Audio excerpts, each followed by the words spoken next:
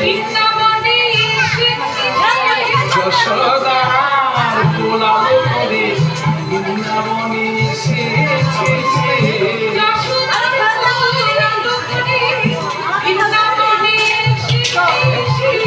জনম লীলা ব্রজ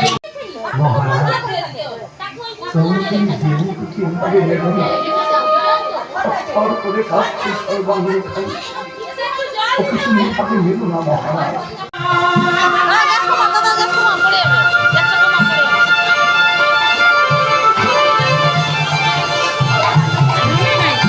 মহান্বিত হইল কংস সন্তান না পাইয়া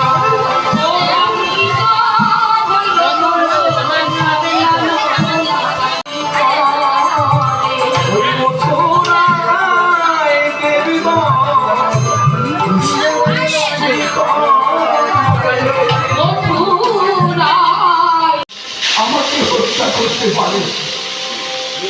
আমি যেভাবে বাড়িকে হত্যা করেছি বলে আমি অপরাধে বোঝা মাথাতে পেয়ে মানুষ এই ধাপরে ওই জন্মগ্রহণ করে ওর হাতে আমার মৃত্যু।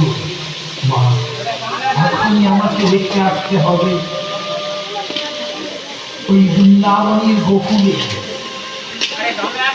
আমি কথা বলছি জন্ম জন্মান্তরের জন্য আমি তার স্তনে বাধা খাইব। নারায়ণ জীবনে উন্নতি করতে পারে সরকারের তীর পথে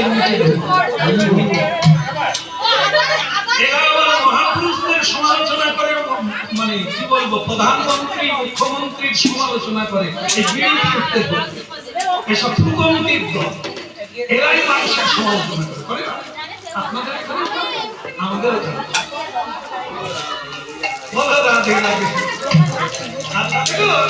এখন এই যে রাজার শত্রু আছে, শত্রু আজকে রাজাকে মারবে বলে সে একবারে ছুরিতে স্নান টান দিয়ে আজ রাত্রেই রাজাকে মারবে।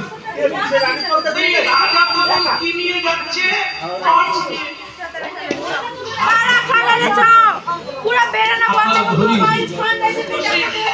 নিয়ে যাচ্ছে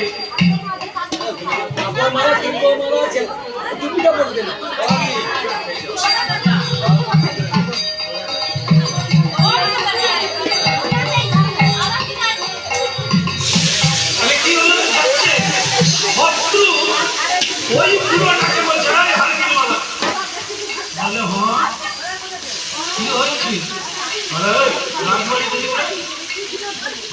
দেখলে তো আমারই বাড়ি খুঁজছে কি করবে মানে সে কথা রাজাই রাস্তা দেখতে সে চলে গেল।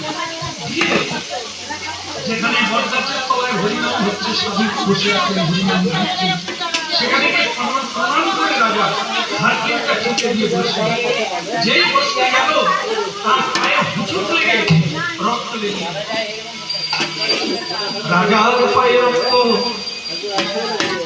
রাজা বলে, সাধুজি এই কি সাধু সঙ্গের ফল না হরিনামের ফল?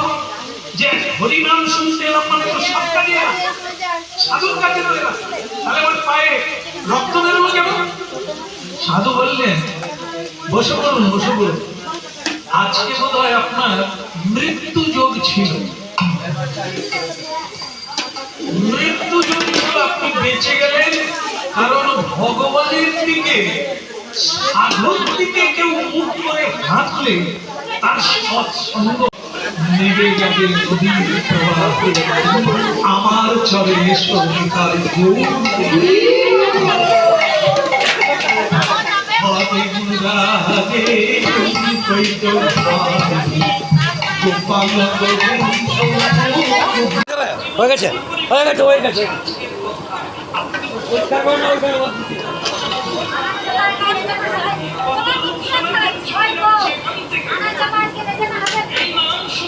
যাবে বলে